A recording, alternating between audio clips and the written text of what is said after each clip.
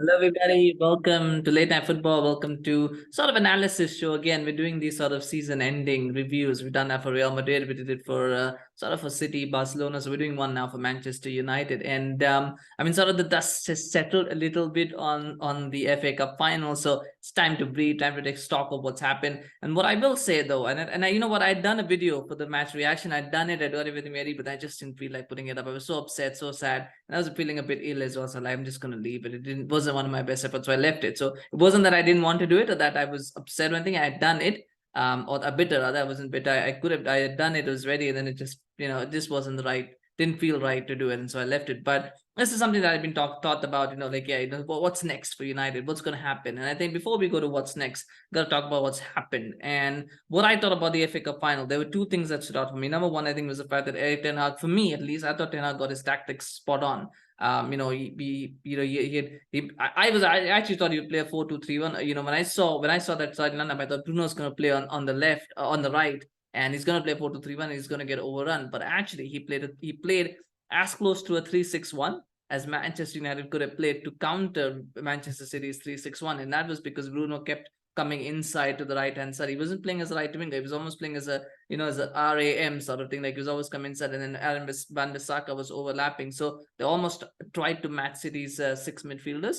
So that was something. The difference was that Manchester City had better players and more big game players, which Manchester United didn't have. They don't have big game players. Manchester City have got big game players like John Stones, Rodri, Gundogan, De Bruyne. I mean, these are the guys that when you want them, they will step up. Not De Bruyne didn't have his best game, but he got an assist, right? I don't think Rodri didn't have much to do, but then towards the end he made a big block which could have otherwise become 2-2. So these are the things that matter. These are the moments that matter, and ultimately United didn't have players like that. I mean, far too often Bruno Fernandes has gone missing in big games. Far too often Marcus Rashford has gone missing in big games. Jadon Sancho is just, I mean, I wouldn't even call him a player at the moment. He's not forget being a big game player. He's not even, he's absent most games.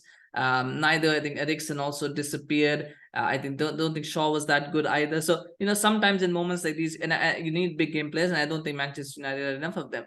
And I mean, David De Gea, the big problem for David De Gea. I don't think. I think David De Gea, and this is something to talk about it because we'll come to this as well as an issue. But David De Gea, for me, the problem with David De Gea is that I think he's now starting to freeze in big games. I think all of the bad games that he's had in knockout games and knockout competitions, I think has got to him psychologically, where he tries to overcompensate, and you see that he's nervous, he's a little bit trepidatious about making a mistake, and because of that he ends up making more mistakes because he's not trying to play his natural game. He's trying to overthink things, he's trying to overcomplicate things, and it doesn't work. It's not going to work. So for me, that's the issue. Those are the key issues. The key issues were personnel rather than tactics. I thought Ten Hag got his tactics spot on for this game. The issue was just personnel. And speaking all of that, was this season a success? I don't think this FA Cup final for me was as disappointing. When I look back at the season, I think the FA Cup, is not that disappointing when you think about it, because Manchester City and Manchester City was always going to be a tall order to beat them. United got a little bit lucky that Southampton beat Manchester City, so they didn't have to beat them. But you always felt that, in the final between United and City, City were going to win. You always felt like that. The big disappointment was the Europa League, because being 2-0 up and then losing 5-2 to Sevilla, especially, coming up this 20 minutes at Old Trafford where they completely lost the plot. That is what hurts more, because had they beaten Sevilla, I don't think Juventus or Roma would have posed much challenges for United to win the title, to win the Europa League. I think that's the sad part, is the fact that they probably could have won the Europa League had they just gotten past Sevilla, and they were there, they had 1 foot in, and then they just let it go completely and lost that game. So these are things that Ten Hag will have to look at. But I think overall, taking what is probably the worst Manchester United squad of all time in the Premier League era, at least, they finished 6th by default. They should have finished 7th, but they managed to somehow scrape to 6 because West Ham bottled it. And then to take them to 3rd, to pretty much get win them a trophy, I think is a phenomenal achievement. I thought United were going to finish 8th actually, and after the first 2 games, I thought, have I over predicted it? Have I thought they were going to finish higher than they are? Are they even going to finish in the top half of the table? Chelsea, imploded, but Manchester United, didn't, and they managed to recover from that and finish 3rd. So for me, this season is a massive success. Is it good enough in the long term? Probably not. But a lot of that will now depend on what comes next, and we'll talk about that. But I think overall, Ten Hag has done a fantastic job. And that brings me to the question of what comes next. Now, the number one thing is going to be who's going to be the owner of Manchester United. Are the Glazers still going to be in charge? Is it going to be Sir Jim Ratcliffe with the Glazers around? Is it going to be Qatar?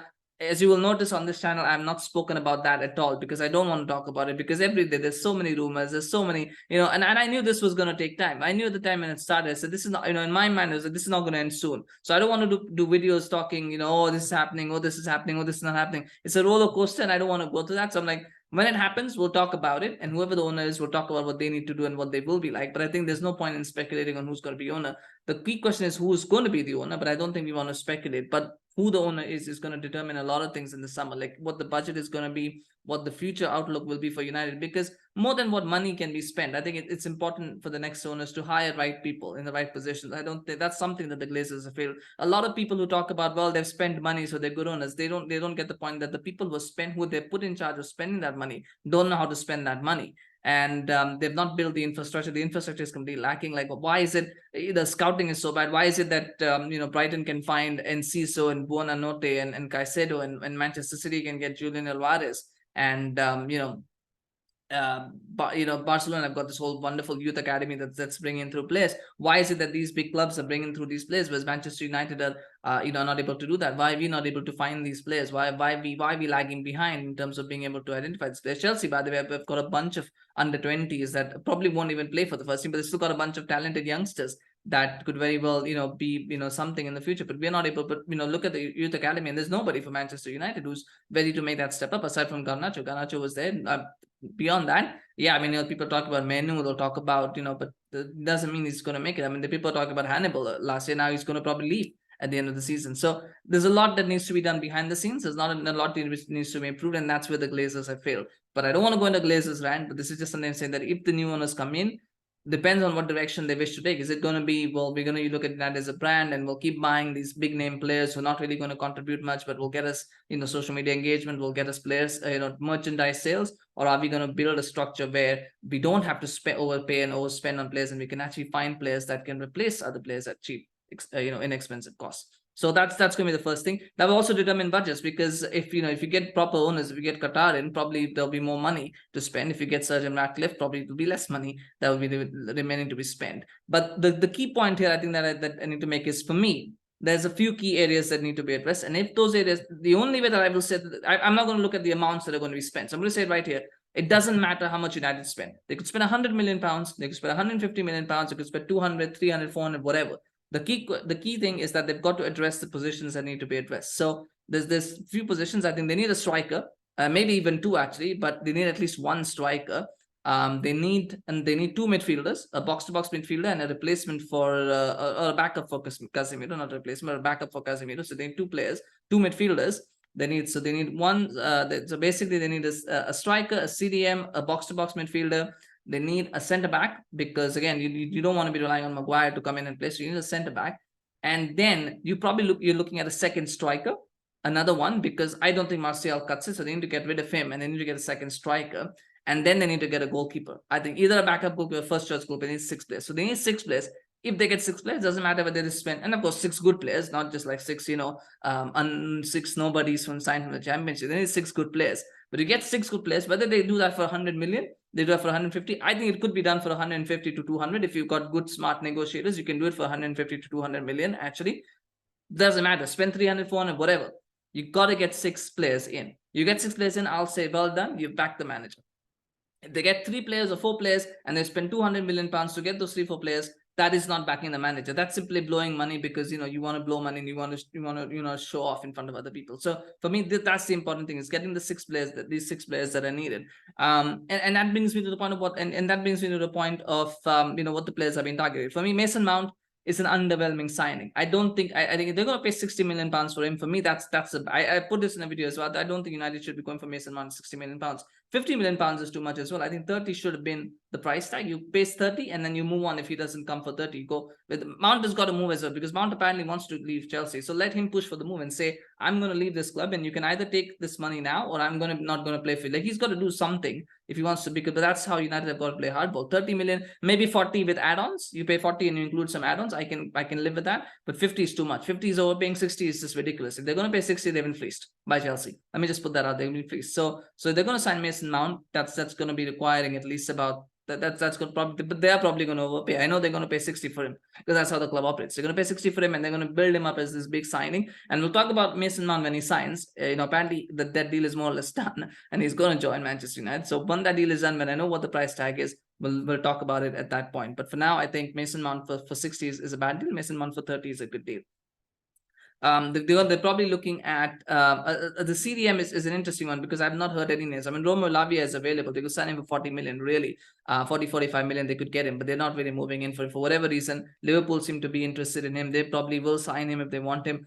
I've not heard anything about a CDM, and that's what's worrying me. That there's lots of CDM options out there.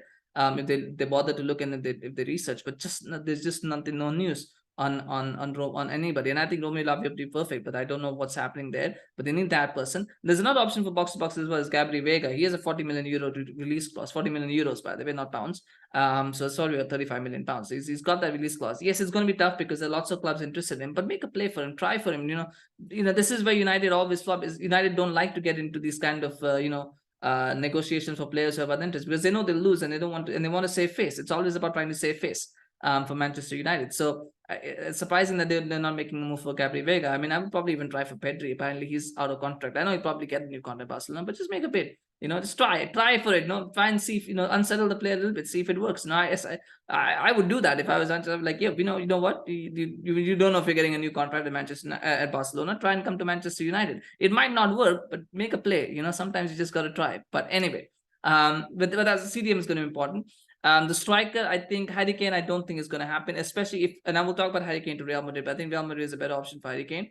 I don't think the problem with signing Harry Kane is I think Spurs are going to hold out for 100 million pounds for Manchester United. If Manchester United come in, it's going to be 100 million pounds, and Kane is not worth 100 million pounds. A player who's about to turn 30 in the last year of his contract, you do not pay 100 million pounds for that player. So for me, if the price tag is 100 million pounds, they've got to say, no, thank you, screw you, we're moving on. And I think United have got to do that. But again, there will be an obsession from some people like Kane. Oh yeah, he's English, he's marketable. We can get lots of search sales out of him. So let's sign him for 100 million pounds.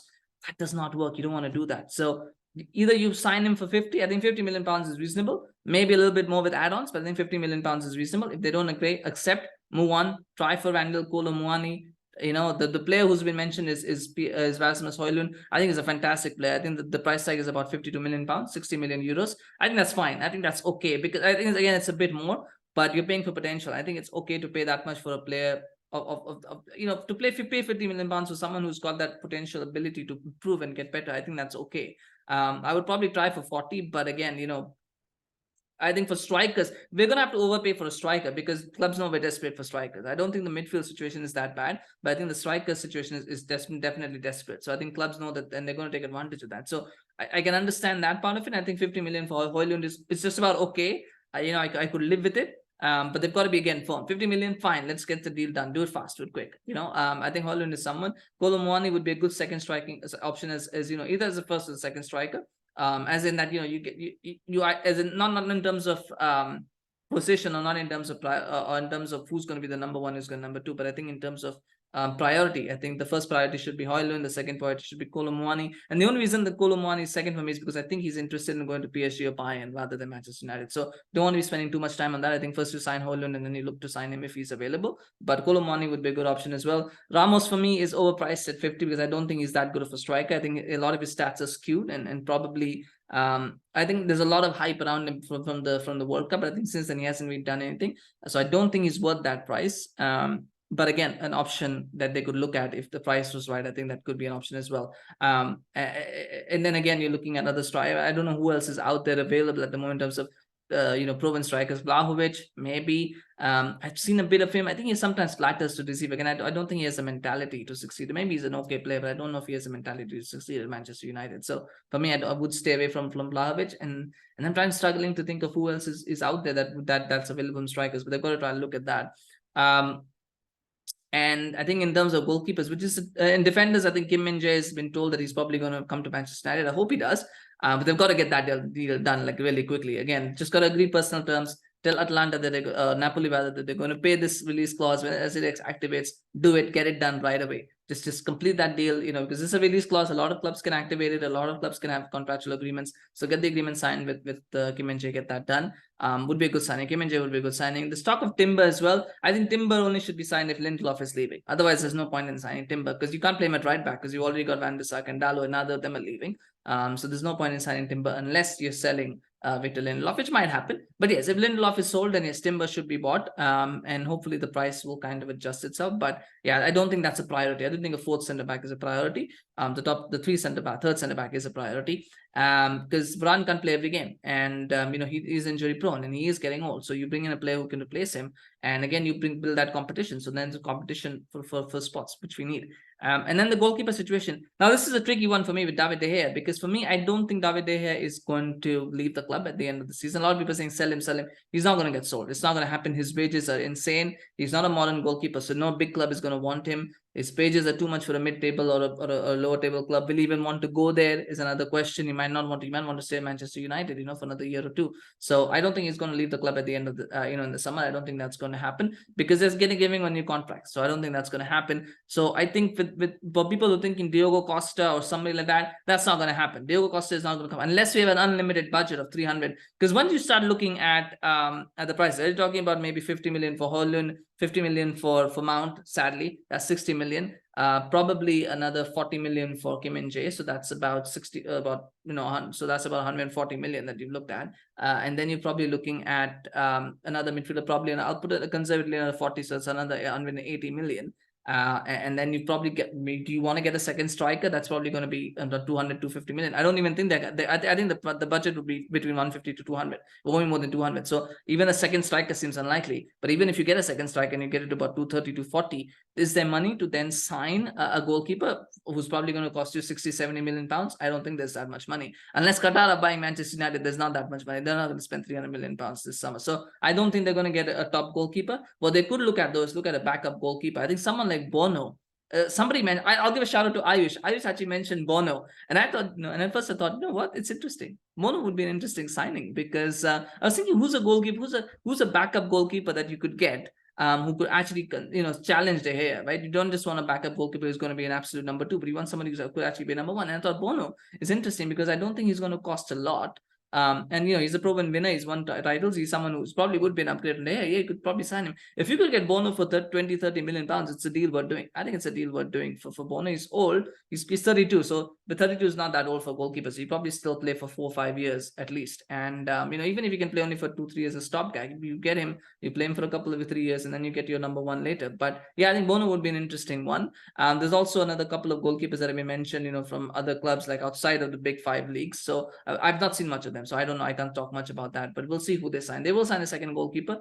I just don't think it will be the kind of goalkeeper that any fans expect. It's not going to be a Diogo Costa. That's not going to happen. So, but if it does, I'll be pleasantly surprised. But if you sign Diogo Costa, then does that mean they're not going to sign a Casemiro backup? Does that mean they're not going to sign a second striker? Right? Those are things that will also impact. And that's where the issue is that the money is so limited that if you sign, the more you sign players and the more you overspend, the less you have to spend on other positions. So I'll be interested to see that. In terms of outgoings, I think this is going to be key as well, outgoings. And I'll make some controversial statements here. Number 1, I think Martial's got to go. I don't think that's controversial. Martial's got to go. I was okay with him being a second striker up until probably April. I was like, maybe, okay, he can be a second striker.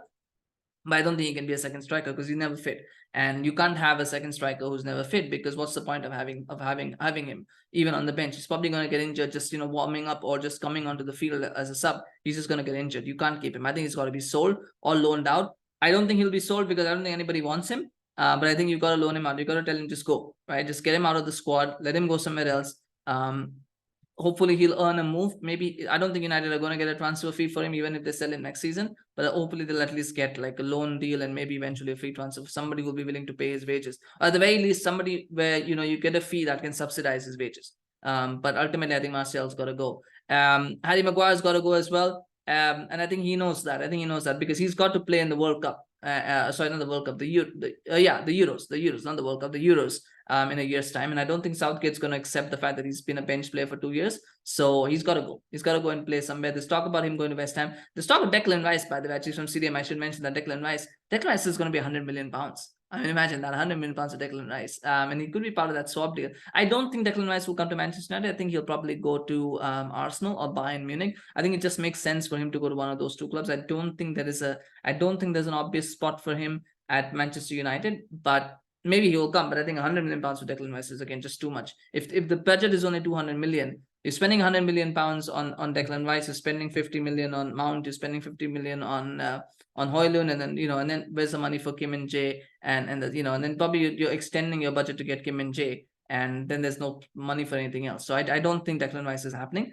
but there was talk that maybe they'll use that as a swap deal for Maguire. Maguire, I don't think he's going to be able to get a permanent move. I think it'll be a loan move but again, he's only got 1 year left on his contract. Somebody said 30 million. 30 million is not going to come from Maguire. He's got a year left on his contract. He's on money that no mid-table, he's on the top, again, no top club is going to be interested in him. He's on money that a mid-table club will not pay. So again, you're going to have to subsidize wages. Apparently, they're going to pay £10 million to let him go, which is £10 million. I thought was just the fact that that's his salary, right? So you get rid of the wages. But I just don't see how any club is going to be interested in buying him, maybe loaning him again. So you're not getting much money out of there. Fred, I think, could leave, but again, it depends on if they get the players that they need. I think they'll keep Fred if they've got, if they haven't got any other options. But I don't see. I can see him leaving to Fulham. If they get a decent bid, I think you could sell him. But again, question is how much will Fulham be willing to pay for him? Scott McTominay, I think, has got to go as well. I just don't see a role for him for Scott McTominay. Donny van de Beek is a tricky one. I don't think anybody's going to buy him because just he's coming back from injury, and I don't know if he's going to go on loan. So he might stay for another season because of that injury. It might help him stay for a season. I still think there is a player there, not a starter, maybe a good bench option. So maybe you keep him for a year, see if you can actually graduate and get something out of him. But I just don't think he has a long-term future. But maybe short-term, you could keep him. And then you get to the goalkeeping situation. Like I said, De Gea, will anybody bid for him? No, he's not going to sell him. So you're going to have to loan him, and I don't think United can afford to loan him. So he's going to stay for a season. And then that brings me to a couple of interesting ones because there's the two controversial ones. The first one is Marcus Rashford. First one is Jadon Sancho. I think if somebody bid 40-50 million for Jadon Sancho, I would sell him. I would totally sell him for 40-50 million. I would sell him because I don't think, the question is, what is his best position? His best position is as a left winger. And you've got Rashford there and you've got Garnacho there. Does he start ahead of either of them? No, he does not. So he's essentially a third choice left winger. Now, there's talk that if United don't sign a striker, maybe they'll use Rashford as a striker. There's also another he who must not be named player in the wings. I'm not going to talk about him because you don't know what's going to happen. So we'll wait till see what happens there. But at the moment, I feel Rashford might start the season as first choice striker. He might. I think he should because I don't think he's a left winger in a Ten Hag system. I don't think he is. So I think he should start as a striker. I don't think he can play there, but I think that probably is going to be his future because I don't think he's a Ten Hag winger, quite frankly. So he might play as a striker. Then he becomes number 2. But I still think Garnacho I think Garnacho will probably start a lot of games next season because he's just so much better than Jadon Sancho. But do you want to rely on that? Do you want to rely on an 18-year-old to be starting so many games and to be like a number 1 player? I don't think that's a good idea. So for me, I think Sancho has got to go. If there's a good bid that comes, I think you can keep him. If there's no bid, I don't think he should be forced out. But I think if there's a 40-50 million pound offer, I think they should take it and they should sell him. And I don't know who's going to pay 40-50 million pounds, to be honest. But maybe somebody might go loan with obligation. But I think if you get 40-50 million, you should sell him. And then that means to Rashford. You know what? With Rashford, I will say this. I think if PSG were to come in and say, we'll pay you 70-80 million pounds, I would take it. I would sell him. And now this is a very controversial point that I'm making. But I think I would sell him for 70-80 million pounds. I would sell him. Because I think Rashford has hit his ceiling. I think what he has achieved this season, I think that is the ceiling. I don't think he's ever going to go past this ceiling, which is 30 goals a season. I don't think he's a 30 goals a season player, so he's got that there. I don't think he will hit that again next season. Maybe he will hit that another 1 or 2 times in his career between now and the end of when he retires. Maybe. I don't think he will, but maybe he will. But he's never going to be that consistent, goal scoring winger. He's not very prolific assister. He's not very creative. As a player, I think he's a very direct sort of player. So I feel like he's hit his ceiling at Manchester United. And I feel that if somebody paid 70-80 million, I would say, right, can I sell him? Can I get somebody else in? Can I get another left winger? I thought Rafa Leao would have been good, but he signed a new contract, so that's out of the question. So you could probably get a good left winger for that price, who could probably be more of a Ten Hag player than Marcus Rashford is. I don't know. I can't think right now off the top of my head who that player could be, but I think you could get a better player, a better system player, a player who can fit Ten Hag's system for that price, than Rashford, because Rashford doesn't fit that system at the moment. He's trying, and Ten Hag is trying to convert him into a sort of player that he wants him to be, but I just don't think he has the attributes for that. So controversial opinion, but I think if you get 70 million pounds, I would probably sell him. I would, but again, I don't think that will happen. I don't think there's going to be a bid. I don't think Manchester United will accept it. But I think they could probably, it might be worth, if they could, I would do it. But anyway, it's a moot point nonetheless. But yeah, that's where I think I stand with Manchester United. I feel like most importantly, United need more big game players. They need players. I think they don't have a lot of those. Maybe Lisandro Martinez is one of them. Casemiro is one of them. Maybe Bruno can become one of those. Maybe as he plays more big games, maybe he'll develop that mentality. But at the moment, he's not. And maybe Antony can become another big game player. But other than that, they're sorely lacking in players who've got that mentality of being able to play in big games. Varane as well. I think Varane obviously has that as well. So they need that. They need more of those type of scientists. You can't coach that. You can't coach big game mentality. You can't coach dealing with pressure. Those things, you either have it or you don't. You can enhance it. If you have it and you can enhance it with experience, you can enhance it, and you get and you start to learn that you get that experience and you start to hone it and craft it and make it better. You can't coach it. You can't put it in someone who doesn't have it. You can't make someone a big game player. You can make them better at it, and you can make them, it's like Gundogan was always a big game player, and he just enhanced it. The City's become this monster, but it wasn't like he, Pep Guardiola kind of made him that way. It wasn't that. So it's something that's either imbibed in you or not. So, and I don't think most of the squad has that. So anyway, that's something to look at.